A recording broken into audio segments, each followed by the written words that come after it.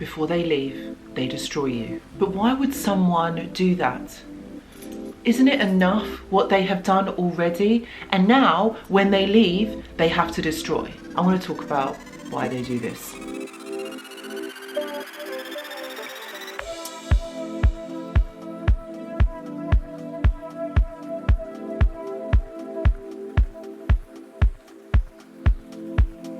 Hello and welcome back. As always, I hope that you're all doing really well.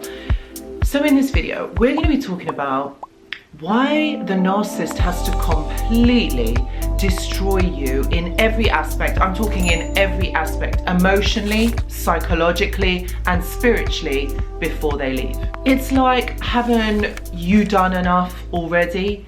No, this is the next part. Throughout the relationship with the narcissist, you would have been brought down so low, meaning they would have disrespected you, they would have played games, gaslighted you, possibly even cheated on you, and tried to keep you away from other people. Maybe said lies about you to your friends, lied about you to other people, and the list goes on. But you see, the thing is, why is it that they've got to go as far as destroying you before they actually leave? The narcissist can't stand if you are doing better than them. Like, this is something that they just cannot cope with, all right? So the reason why they have to bring you down so low is because they actually don't want you to move on. They actually hope that you will stay in the same position as they leave, like broken, so upset, unable to move on. It's because in their minds, they believe that they own you in some way. So if you are moving on, if you are getting on with your life, they're not going to like this. This is something that they will try and prevent from happening. Narcissists work in cycles: value, devalue, discard. All right, so this point that we're talking about is the discard. All right, so the reason why they have to get rid of you is because you have not done something that they have wanted you to do. You have disappointed them in some way. Now, this is all in their mind. This is not that you have actually disappointed them. Possibly you may have confronted them on a few things. Maybe you have even called them out on a few things, maybe caught them in a lie. This is not good for them. So this is where they have to deflect. They're not going to take on the blame. They're not going to do any explanations to you, because if they do, that means that they've got to take responsibility for their actions, for the way that they have behaved.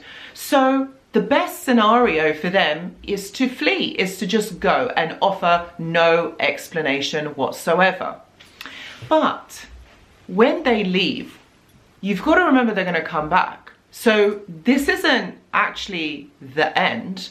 What they are doing is they are disappearing for a little while, all right? But they're going to come back.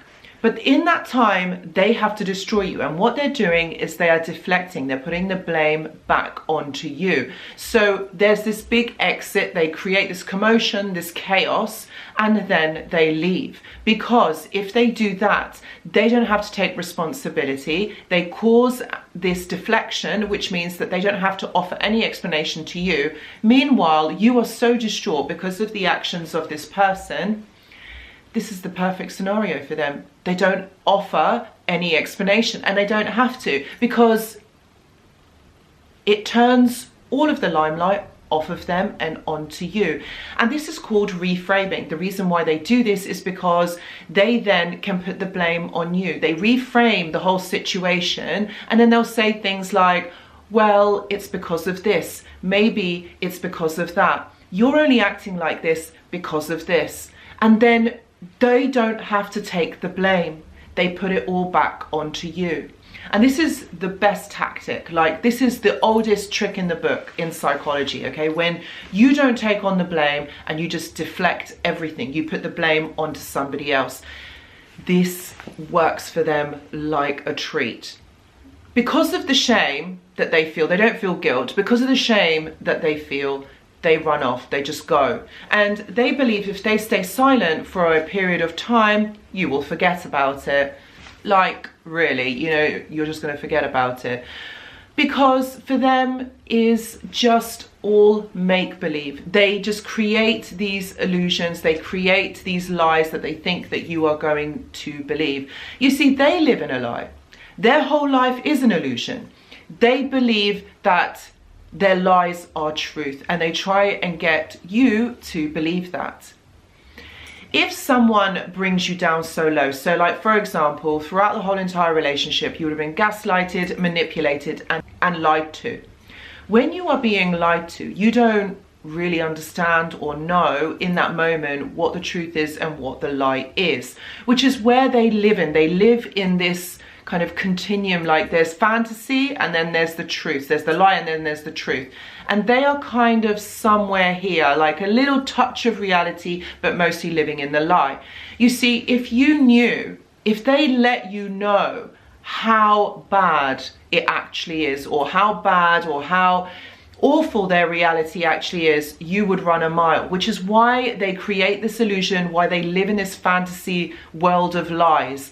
Because if you knew, you would run, but they need you. Yes, my friends, they actually need you, because they need you to give them the emotional validation. If they are lying to you, you're not seeing the whole entire truth, which means that you are more likely to believe them.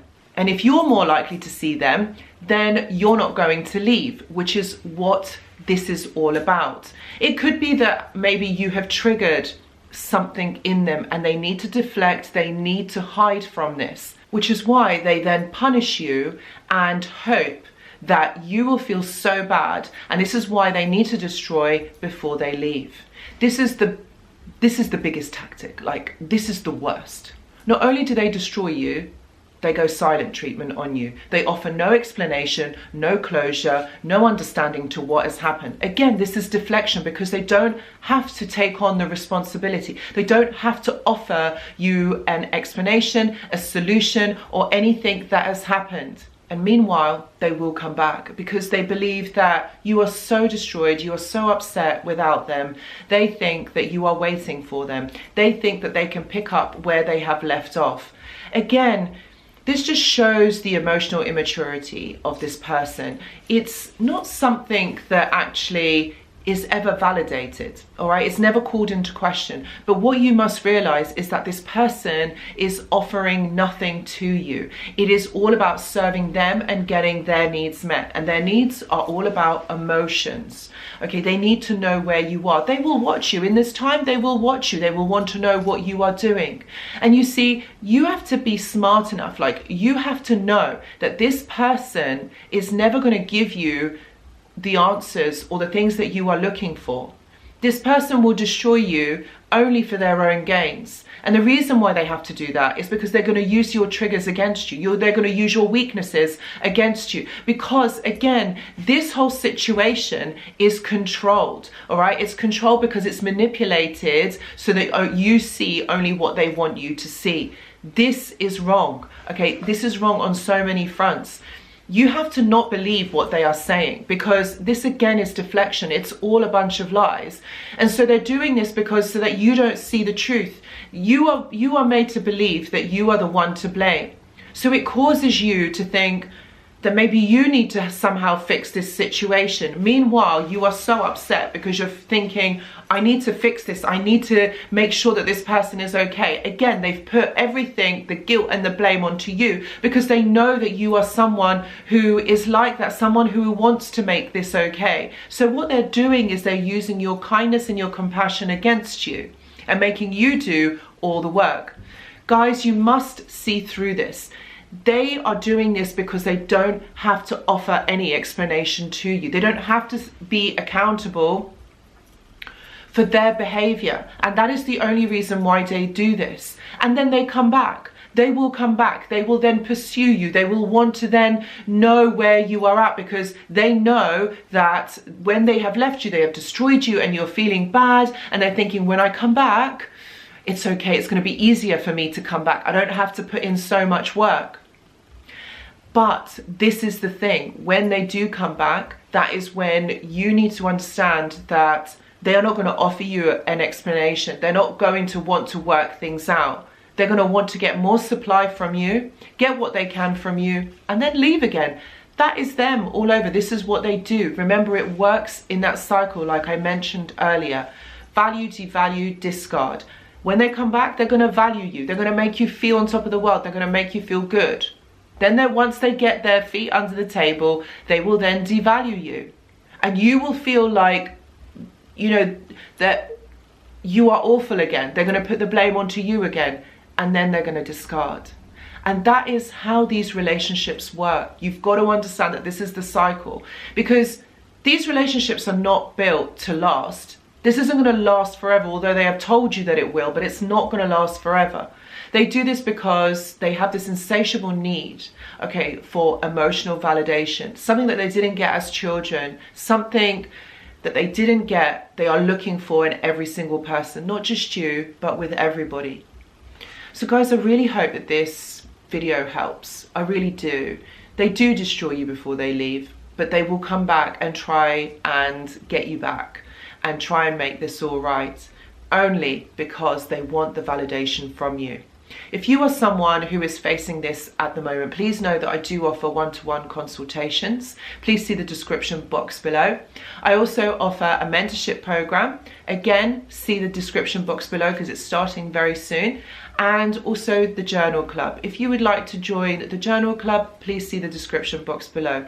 Guys, thank you so much for watching, and I will see you in the next video. Goodbye.